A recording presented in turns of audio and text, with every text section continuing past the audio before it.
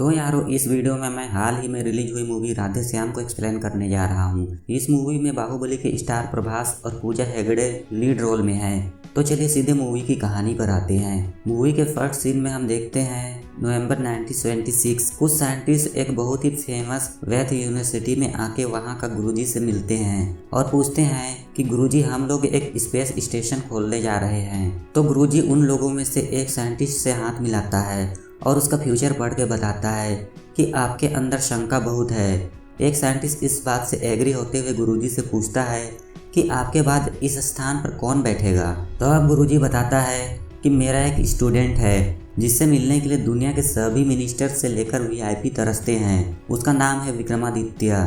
वो भविष्यवाणी करने में आइंस्टाइन का भी बाप है।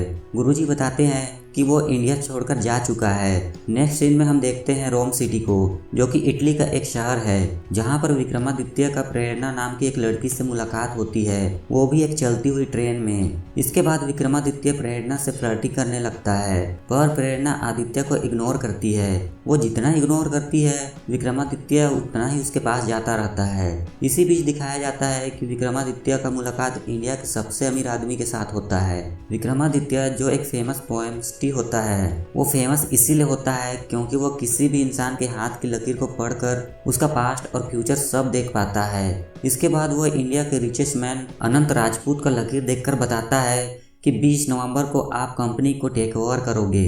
तब अनंत विक्रमादित्य से बोलता है कि आप मेरा फ्यूचर को बदल दो तो फिर मैं आपके साथ रहूंगा। तब विक्रमादित्य बोलता है कि मुझे आपकी ज़रूरत नहीं है, और उसके बाद से अनंत के आदमी उसके पीछे पड़ जाते हैं। विक्रमादित्य जब इन लोगों से भाग रहा था तब उसका एक एक्सीडेंट हो जाता है और आदित्य को चोट लग जाता है। आदित्य एक हॉस्पिटल में जाता है जहां पर उसकी प्रेरणा के साथ मुलाकात होती है।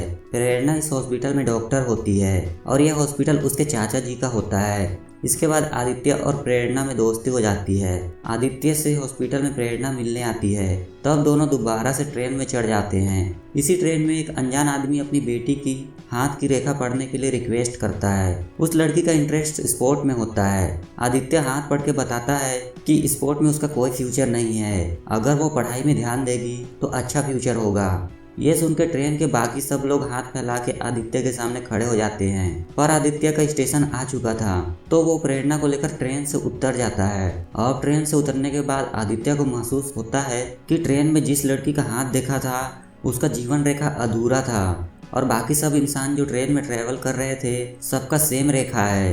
तो अब आदित्य प्रेरणा को बोलता है कि इस ट्रेन का एक्सीडेंट होने वाला है, मुझे इन सबको बचाना होगा।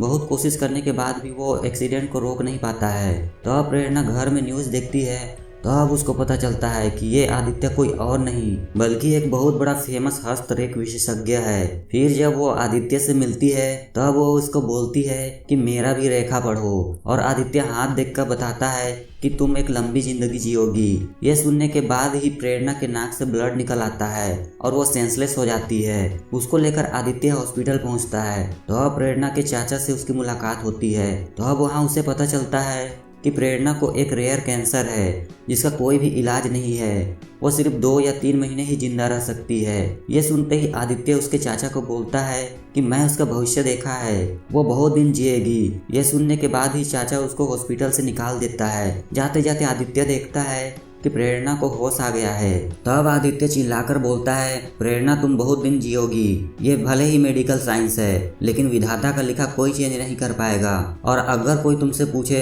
तो उसे बता देना कि ये द ग्रेट विक्रमादित्य ने बताया है। यह सुनने के बाद ही प्रेरणा की जीने की चाहत बढ़ने लग जाती है और वो जीने की सपने देखने लगती है। प्रेरणा के चाचा जी प्रेरणा के सामने आदित्य का नॉलेज को गलत साबित करने के लिए एक कागज में अपनी हाथ का लकीर की फोटो और अलग अलग 4 पन्नों में 4 मरे हुए लोगों के हाथों की लकीर का फोटो लेकर आदित्य के पास जाते हैं और बोलते हैं कि सबका पास्ट और फ्यूचर बताओ। आदित्य सब कुछ देख के 100% सही बता देता है और चाचा जी के बारे में भी सब अनजान चीजों को भी बता देता है। तब चाचा जी प्रेरणा को आकर बोलते हैं कि अगर आदित्य ने तुमको कहा है तो तुम जियोगी। यह सुनते ही प्रेरणा की जीने की इच्छा और भी बढ़ने लग जाती है। इसी बीच हम देखते हैं जो अमीर आदमी था उसका भविष्यवाणी जो किया था आदित्य ने वो सच हो जाता है, क्योंकि उस आदमी के पिताजी जिनके नाम पे ये कंपनी था उनकी डेथ हो जाती है। नेक्स्ट सीन में हम देखते हैं कि आदित्य के गुरुजी उसके घर पे आते हैं, कि आदित्य के गुरुजी उसके घर पर एक बुक लेकर आते हैं जो गुरुजी ने खुद ही लिखा था। आदित्य बुक देख के पूछता है कि आपने इसमें क्यों लिखा है कि पोमेस्ट्री यानी कि ज्योतिष विद्या 99% साइंस है, 100% क्यों नहीं। तो अब गुरुजी उसको बताता है कि पृथ्वी में कोई भी चीज 100% नहीं होता है, ये 1% लोग वही होते हैं जो अपना भविष्य खुद लिखते हैं और दुनिया को भी चलाते हैं। ये सुनने के बाद आदित्य जब गुरुजी से जाने के लिए इजाजत मांगता है तो अब गुरुजी उसको हाथ मिलाने के लिए बोलते हैं। एक चीज बता दूं कि गुरुजी अंधे होते हैं, वो हैंड शेक करने से ही हाथों की रेखा पढ़ लेते हैं। आदित्य को गुरुजी बताते हैं कि मैं बड़ों बड़ों का हाथ देख चुका हूँ, सिर्फ तुमको छोड़कर। तो उसके बाद आदित्य मान जाता है और गुरुजी के सामने अपना हाथ बढ़ा देता है। यहाँ पे गुरुजी उसका हाथ पढ़ रहा था और दूसरे सीन में हम देखते हैं कि प्रेरणा आदित्य की पर्सनल डायरी को पढ़ रही होती है। गुरुजी आदित्य के हाथ देखकर कहाँ फूटते हैं। उधर प्रेरणा देखती है कि आदित्य खुद का भविष्य देख लिया है और उसकी मृत्यु 2 दिन बाद ही होने वाला है। गुरुजी को आदित्य बताता है कि मैं जानता हूँ कि मैं कैसे मरूंगा 2 दिन बाद, मेरा भविष्य को मैं बदलना नहीं चाहता हूँ।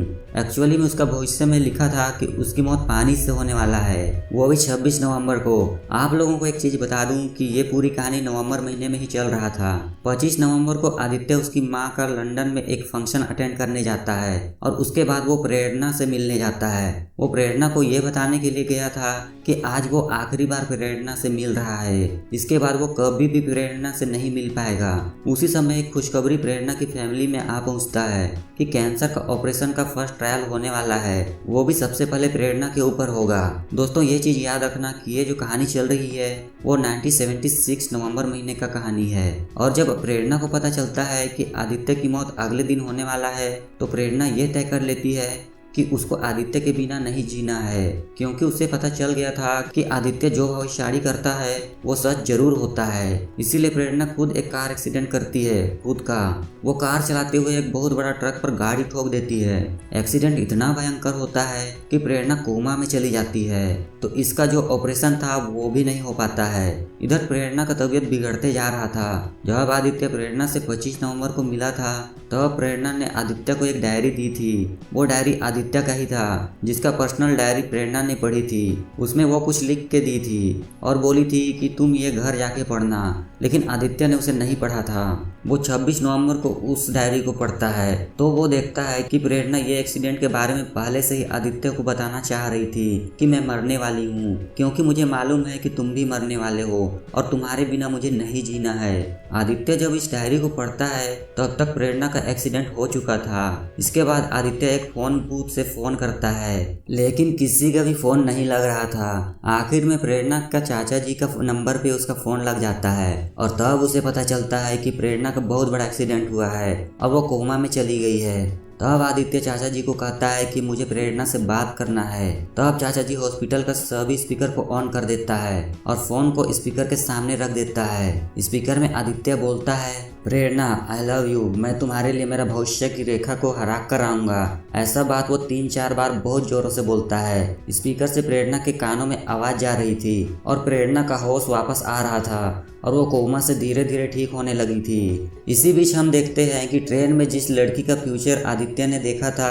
उसके साथ आदित्य की लंदन में मुलाकात हो जाता है, लेकिन लड़की ने एक्सीडेंट में अपना एक हाथ खो दिया था। लेकिन ये लड़की बताती है कि वो स्पोर्ट वूमेन जरूर बनेगी और वो बताती है कि जब मेरा हाथ ही नहीं रहा तो मेरा भविष्य कहाँ दिखेगा, तो मैं खुद का भविष्य खुद ही लिखूंगी। अब आदित्य रेडी हो जाता है लंदन से रोम आने के लिए, लेकिन तब लंदन में बहुत ज्यादा बारिश हो रहा था, इसीलिए सब फ्लाइट रुका हुआ था, तो उसे कोई फ्लाइट नहीं मिल रहा था। वो टैक्सी पकड़ने जाता है तो वो टैक्सी वाला भी बोलता है कि हम नहीं जाएंगे। तो अब उसे पता चलता है कि एक शिप जा रहा है, तो वो उस शिप को पकड़ने के लिए डॉक में आ पहुंचता है। तो वो देखता है कि बारिश इतना ज्यादा हो रहा है कि शिप टाइम से पहले ही छूटने जा रहा है। तो वो दौड़कर शिप को पकड़ता है, ये जानते हुए भी कि आज 26 नवंबर का दिन है जो उसके मरने का दिन है और उसका मरने का कारण भी पानी ही है। जब शिप कुछ दूर जाता है उसके बाद उन लोगों को पता चलता है कि सामने से एक बहुत बड़ा लहर आ रहा है। तो उस शिप का जो कैप्टन था वो कैप्टन पहले से आदित्य को जानता था।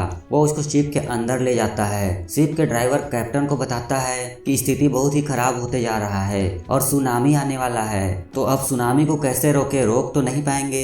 फिर सब लोग लाइफ जैकेट पहन लेते हैं और कैप्टन आदित्य को बोलता है कि आप भी लाइफ जैकेट पहन के पानी में चले जाइए, लेकिन आदित्य उसका बात नहीं मानता है। सभी आदमी बोट लेकर शिप से चले जाते हैं। आदित्य अकेला उस शिप में रह जाता है। अब आदित्य को डर लगने लगता है कि मैं जी पाऊंगा या फिर नहीं। इसके बाद हम देखते हैं कि बहुत बड़ा लहर आदित्य को जोर से धक्का मार देता है और आदित्य उससे निकल नहीं पाता है क्योंकि बीच में वो अटक जाता है। इसके बाद किसी तरह से वो निकल जाता है। निकलने के बाद वो दूसरी जगह जाने वाला था तो अब लहर आके उसे पूरा पानी में गिरा देता है। वो समुद्र में डूबने ही लगता है। वो थोड़ा थोड़ा करके पानी के अंदर चले जा रहा था। उस टाइम हम मूवी देखने वालों को ये लग रहा था कि आदित्य भविष्य को बदल नहीं पाया क्योंकि वो पूरा सेंसलेस होके पानी के नीचे जा रहा था। लेकिन जाते वक्त कुछ टाइम पे वो एक मेडिसिन का बॉक्स देखता है। वो देखते ही देखते फिर से जाग जाता है। फिर तैर के पानी के ऊपर आ जाता है। आते ही वो एक कार्डबोर्ड को पकड़ लेता है और उसे पकड़कर वो सेफ जगह पर पहुंच जाता है। दूसरे सीन में हम देखते हैं कि आदित्य धीरे धीरे हॉस्पिटल में पहुंच जाता है। तब तक प्रेरणा का ऑपरेशन भी हो चुका था और कुछ डॉक्टर्स प्रेरणा को लेकर हॉस्पिटल से बाहर आ रहे थे।